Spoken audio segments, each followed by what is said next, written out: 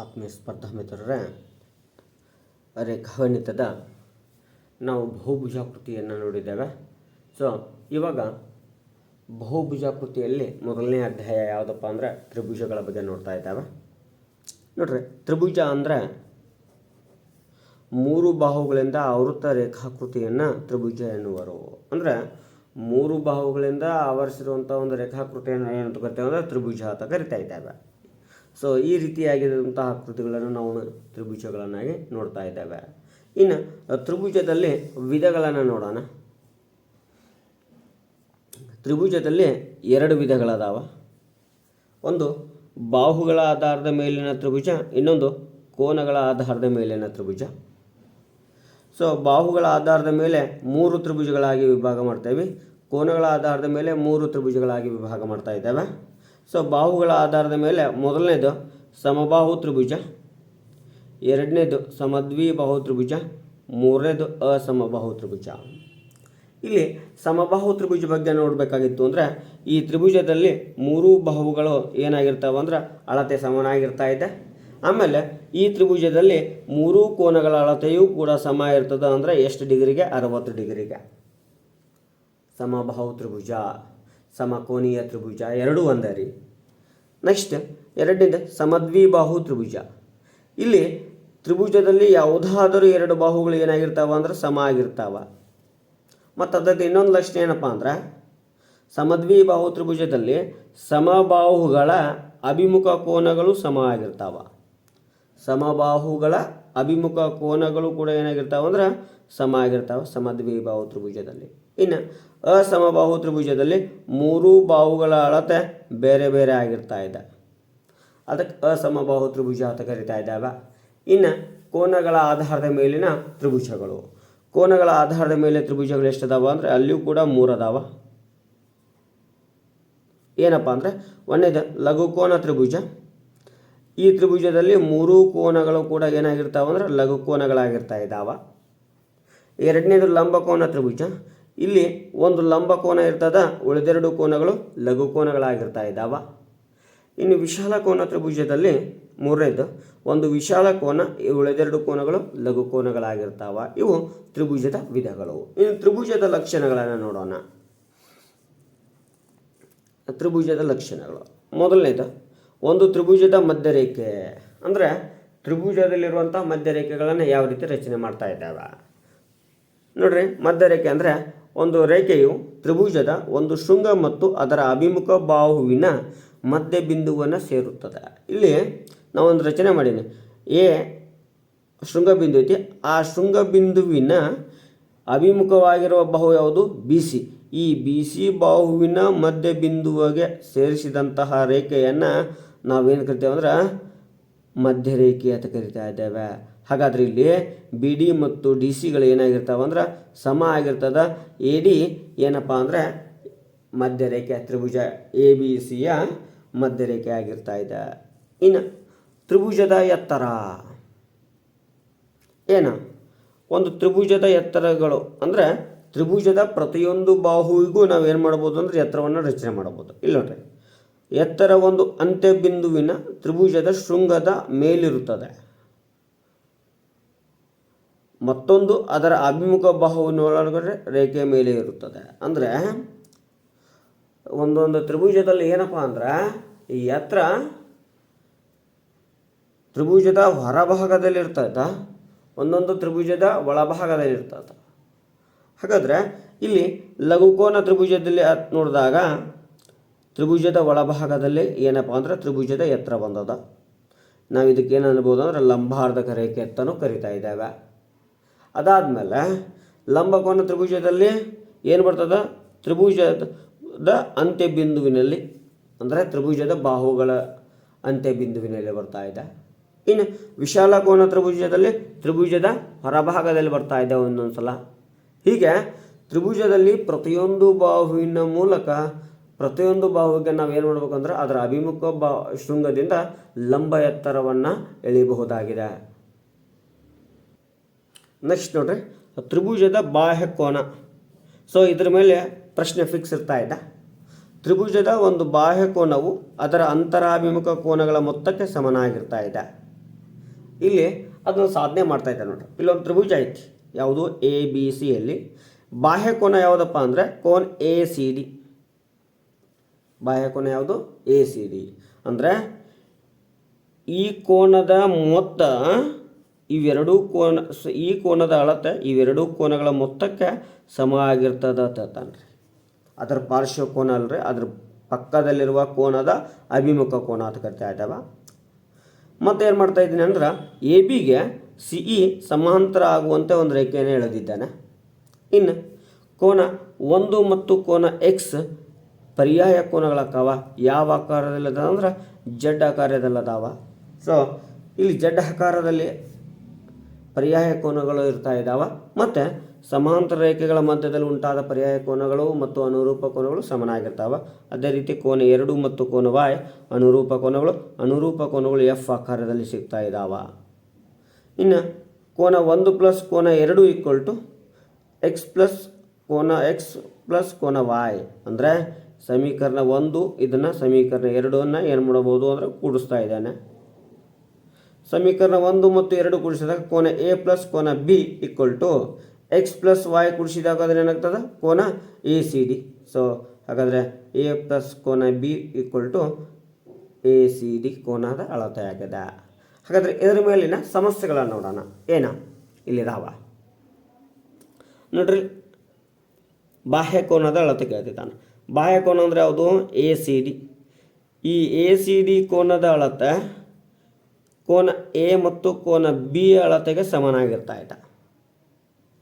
ಅದರ ಪಕ್ಕದಲ್ಲಿರುವ ಕೋನದ ಅಭಿಮುಖ ಕೋನಗಳ ಮೊತ್ತಕ್ಕೆ ಸಮ. ಹಾಗಾದರೆ ಎ ಸಿ ಡಿ ಎಕ್ಸ್ ಐತಿ, ಇದು 70 degree plus 50 degree, x equal to 120 degree ಬಾಹ್ಯ ಕೋನದ ಅಳತೆ. ಅದೇ ರೀತಿ ಯಾವುದು ಕೊಟ್ಟಿದ್ದಾನ? ಕೋನ ಪಿ ಆರ್ ಎಸ್ 115 ಕೊಟ್ಟಿದ್ದಾನ. ಕೋನ ಪಿ 50 ಡಿಗ್ರಿ ಕೊಟ್ಟಿದ್ದಾನ. ಯಾವುದು ಕೇಳಾಕತ್ತಾನ ಅಂದ್ರೆ ಕೋನ ಕ್ಯೂ ವ್ಯಾಲ್ಯೂ ಕೇಳಾಕತ್ತಾನ. ಹಾಗಾದರೆ ನೋಡ್ರಿ, ಕೋನ ಪಿ ಪ್ಲಸ್ ಕೋನ ಕ್ಯೂ ಈಕ್ವಲ್ ಟು ಕೋನ ಪಿ ಆರ್ ಎಸ್ನ ಅಳತೆಗೆ ಸಮಾನಾಗಿರ್ತದೆ. ಹಾಗಾದರೆ ಕೋನ ಪಿ ಎಷ್ಟೈತಿ? 50 ಐತಿ. ಕೋನ ಕ್ಯೂ ಎಷ್ಟೈತಿ? ಎಕ್ಸ್ ಐತಿ. X equal to P R S 115 minus 50. So ಕಳೆದಾಗ ಎಷ್ಟು ಬರ್ತದೆ ಅಂದ್ರೆ 65 ಡಿಗ್ರಿ. ಎಕ್ಸ್ ವ್ಯಾಲ್ಯೂ ಎಷ್ಟೈತ್ರಿ? 65. ನೆಕ್ಸ್ಟ್ ಕೊಟ್ಟಿದ್ದಾನೆ ರೀ ಏನು? ಬಾಹ್ಯ ಕೋನದ ಅಳತೆ ಕೊಟ್ಟಿದ್ದಾನೆ. ಇಲ್ಲಿ ಸಮದ್ವಿಬಾಹು ತ್ರಿಭುಜ ಐತಿ. ಹಾಗಾದರೆ ಸಮಬಾಹುಗಳ ಅಭಿಮುಖ ಕೋನಗಳು ಏನಾಗಿರ್ತಾವ? ಸಮ ಆಗಿರ್ತಾವ. ಕೋನ ಬಿ ಮತ್ತು ಕೋನ ಸಿ ಏನಾಗ್ತಾವ್ರಿ? ಸಮ ಅದು. ಹಾಗಾದರೆ ತ್ರಿಭುಜದ ಒಳಕೋನಗಳ ಮೊತ್ತವನ್ನು ತೆಗೆದುಕೊಳ್ಳಬೇಕಾಗುತ್ತೆ. 180 ಡಿಗ್ರಿಗೆ ಸಮನಾಗಿರ್ತಾ ಇದೆ. ಹಾಗಾದರೆ ಕೋನ ಬಿ ಮತ್ತು ಕೋನ ಸಿ ಏನಾದರೂ ಸಮ ಆಯ್ಕವ. ಕೋನ ಎ ಪ್ಲಸ್ ಕೋನ ಬಿ ಪ್ಲಸ್ ಕೋನ ಸಿ ಈಕ್ವಲ್ ಟು 180 ಡಿಗ್ರಿ. ಕೋನ ಬಿ ಪ್ಲಸ್ ಕೋನ ಸಿನು ಬಿಗೆ ಸಮ ಆಗೈತೆ ಅಂದ್ರೆ ಕೋನ ಬಿ ಅಂತ ಬರಿತಾ ಇದ್ದಾನೆ. Equal to 180 degree. ಕೋನ ಎ ವ್ಯಾಲ್ಯೂ ಎಷ್ಟೈತ್ರಿ? 50 ಡಿಗ್ರಿ ಐತಿ. ಕೋನ 2 ಬಿ ಈಕ್ವಲ್ ಟು 180 50 ಅಂದ್ರೆ 130. 2 1 2 65. ಕೋನ ಬಿ ಈಕ್ವಲ್ ಟು ಎಷ್ಟೈತ್ರಿ? 65 ಡಿಗ್ರಿ ಆಯಿತು. ಕೋನ ಬಿ ಈಕ್ವಲ್ ಟು ಎಷ್ಟಾಯಿತು? 65. ಹಾಗಾದರೆ ಕೋನ ಎ ಪ್ಲಸ್ ಕೋನ ಬಿ ಈಕ್ವಲ್ ಟು ಕೋನ ಬಾಹ್ಯ ಕೋನ ಎ ಸಿ ಡಿ ಹೇಳುತ್ತೆ. ಕೋನ ಎ 50 ಇದೆ, ಕೋನ ಬಿ 65 ಇದೆ, ಈಕ್ವಲ್ ಟು ಕೋನ ಎ ಸಿ ಡಿ ವ್ಯಾಲ್ಯೂ ಎಷ್ಟಿದೆ? ಎಕ್ಸ್ ಇದೆ. 65 plus 50 115 degree equal to x. So ಹಾಗಾದರೆ ಇದು ಎಷ್ಟು ಡಿಗ್ರಿ ಇದೆ? 115 ಡಿಗ್ರಿ ಆಗಿದೆ.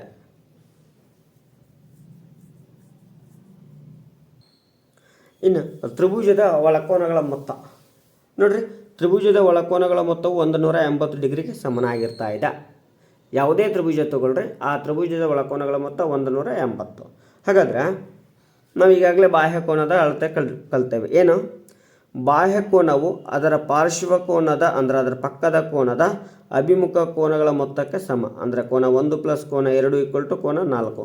ಕೋನ 1 ಪ್ಲಸ್ ಕೋನ 2 ಈಕ್ವಲ್ ಟು 4 ಬಾಹ್ಯ ಕೋನದ ಆಧಾರದ ಮೇಲೆ. ಇನ್ನು ಕೋನ 3 ಮತ್ತು ಕೋನ 4ರ ಮೊತ್ತ 180 ಡಿಗ್ರಿ ಸರಳ ಯುಗ್ಮ ಅಂತ ಕರೀತಾ ಇದ್ದಾವೆ. ಹಾಗಾದರೆ ಇನ್ನು 1 2 3 ಈಕ್ವಲ್ ಟು 180 ಡಿಗ್ರಿ. ಯಾಕಪ್ಪ ಅಂದರೆ ಕೋನ 4ಕ್ಕೆ ಸಮನಾಗಿರುವುದು ಯಾವುದು? ಕೋನ 1 ಮತ್ತು ಕೋನ 2ರ ಮೊತ್ತ. ಹಾಗಾದರೆ ಕೋನ 3 ಪ್ಲಸ್ ಕೋನ 1 ಪ್ಲಸ್ ಕೋನ 2 equal to 180.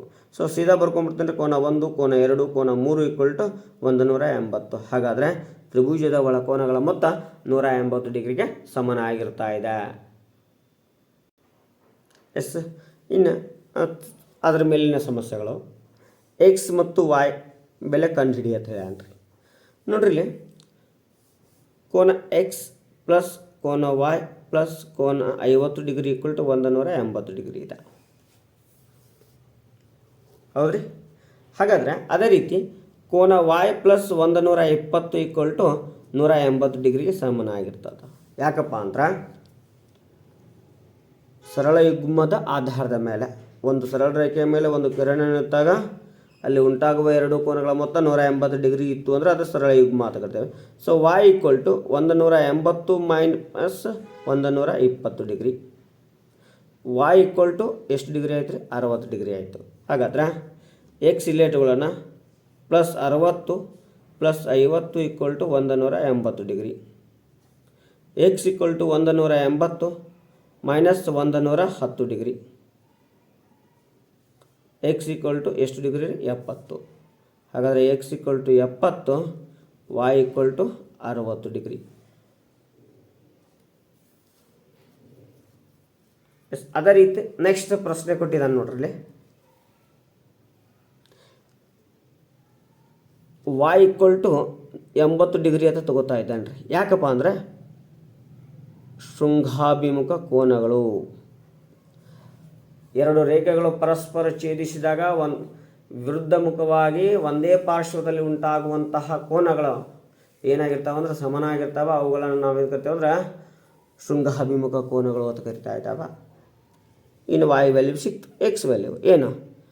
Y plus x plus 50 degree equal to 180 degree. Y ಕೂಡ ಎಷ್ಟಾಯಿತು? 80 plus x plus 50 degree equal to 180 degree. X equal to 180 minus 130 degree. X equal to ಎಷ್ಟಾಯ್ತು ರೀ? 50 ಡಿಗ್ರಿ ಆಯಿತು.